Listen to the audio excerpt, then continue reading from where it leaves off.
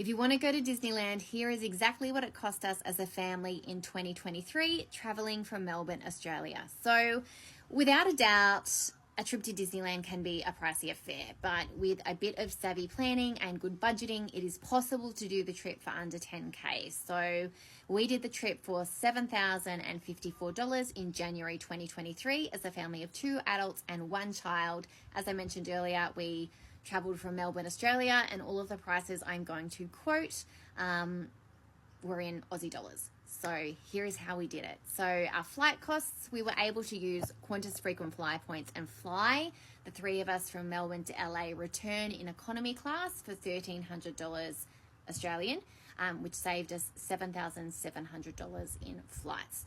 We accumulated the points in less than a year, so it is definitely doable if you're willing to put in the effort. I've talked about this in other videos, or you can read my blog post for more details on exactly how we did that. If it's of interest to you, it does require you to obtain a credit card, but I think the positives outweigh the negatives if the credit card is managed responsibly. And honestly, actually, if it is managed responsibly, I don't think there are any negatives. Again, if you have watched my other videos or have read my blog previously, you will know that I am a Barefoot Investor fan and historically have been very anti-credit cards. But if managed responsibly, they can be definitely worthwhile obtaining, and it has really helped our family travel a lot more than what we ever thought possible. Anyway, this video is not about credit cards, it is about Disneyland. So if the credit card and points hacking stuff is of interest to you, check out my other videos in relation to that, or read my blog because there is lots of helpful hints there about that particular topic. Pre-travel costs. We never travel without fully comprehensive travel insurance, and this combined with our USA visas, so known as an ESTA, and 2 SIM cards cost us $907 in total. For this trip, we used Heymondo for our travel insurance and King Sims for our mobile phone data. Super happy with both. Park tickets, so Disneyland tickets. We purchased our theme park tickets from Disneyland directly and opted for a 3-day ticket with admission to 1 park per day. So the original Disneyland and then California Adventure. It cost us $2,152 in total, which also included car parking for the 3 days and Genie passes. So Genie passes allow you to reserve a specific time slot for certain rides, meaning you can essentially jump the queues. And this enabled us to get through most of the rides and attractions in our 3 days, and some of the rides we even rode twice. However, it is important to know, I didn't know this before we went, so I'll share it with you, that you can only use the Genie Pass a few times a day. You can't use them non-stop, and they aren't valid for every single ride in the park. So if you are planning on going, make sure you suss out which rides you think you and your family will do, and check that they are actually included in the Genie Pass before you buy a Genie Pass, or it's essentially a jump the queue pass. Let's get into accommodations. So I'm just waving to my neighbour. He's walking his dog. And he's probably wondering what I am doing talking to my phone. Let's get into accommodation. We stayed off-site at Hotel Peppertree and Suites in Anaheim. So this hotel is a boutique hotel, Spanish charm, loved it. But because it's about a 5-minute drive from Disney, it saved us big time. In total, our accommodation for the Disneyland portion of our trip cost us $1,300.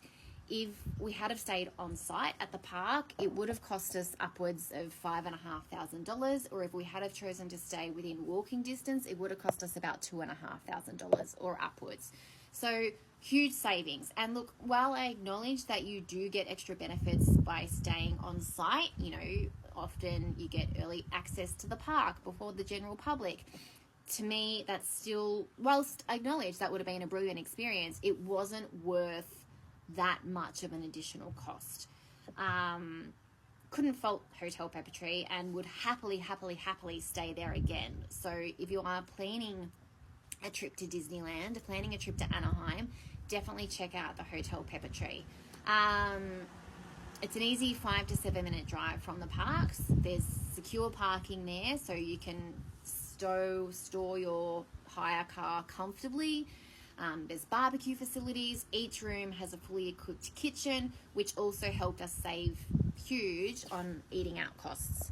And the other thing I loved about it, aside from like the decor and the style of the rooms and the cost, there's a supermarket right across the street, which makes it super easy to grab some food and cook it in your kitchen. There's a taco truck right out the front most nights where you can grab a really yummy, authentic taco for $3.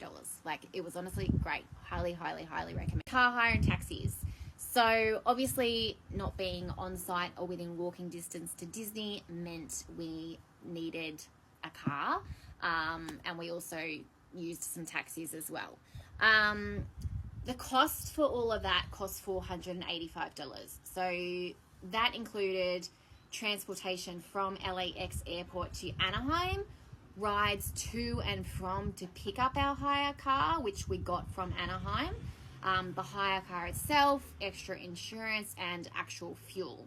So we used Lyft instead of Uber to get from LAX to Anaheim, as it was about half the cost. And we also rented a car through Turo, which is basically like Airbnb for cars. I was initially, to be honest, incredibly nervous about renting someone else's personal car. However, it seems that Turo is a very done thing in the States, so we decided to just go for it and do it. And our experience was incredibly positive, and we continued to use Turo when we needed to rent cars for the rest of our trip across America. And if we went to the States again, which we hope to do so very soon, we will definitely be using Turo again, because it was great. Food. Look, food, like any theme park, is expensive. You can expect to pay at Disneyland $8 to $12 for a snack item and $8 for a drink, and then like $20 for a meal within like Disneyland itself. We cut costs down by bringing our own food and drinks into the park, and by eating 2 or 3 meals per day, either outside of the park, like in our kitchenette at the hotel, or bringing stuff into the park, and then just having snacks inside the park. So we didn't eat all of our meals within the park. So some days that looked like a big breakfast and a dinner at home, lunch and a snack inside the park. Sometimes it just looked like snacks and a drink inside the park. So we didn't feel like we were missing out at all, but we didn't have all of our meals within the park. Many people don't know that you're actually allowed to bring your own food and drinks into the park. So you can definitely do that to keep costs down further. And as I said, by having 1 meal a day in the park or 1 or 2 snacks, we absolutely did not feel like we were missing out at all. And when we were outside of the park, we cooked at our hotel. As I said, it had a kitchenette, there was a barbecue, there was a supermarket right across the street. We ate tacos from across the street from the taco truck, or grabbed a meal from one of the fast food chains like Taco Bell and Chick-fil-A, whatever it's called. Anyway, that is what we did to keep food costs down. If we had to pick 3 favorite things from within the park itself, like in terms of snacks and food that represented good value, if you want to look out for them, if you're going, churros, I think they were $7.49, $7.50, something like that. The Mickey pretzel was $11.95.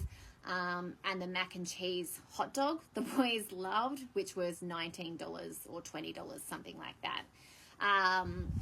But yeah, they were good bang for your buck snacks and food within the park.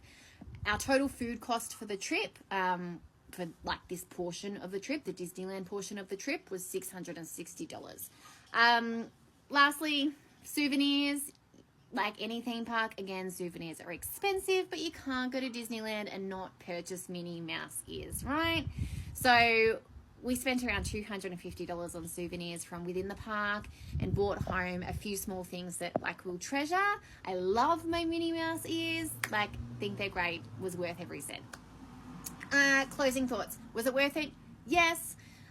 Was 3 days in the parks enough. So the original Disneyland and California Adventure was 3 days enough.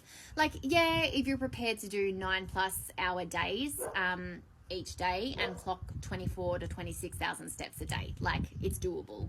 Would I take kids under 10? Absolutely not.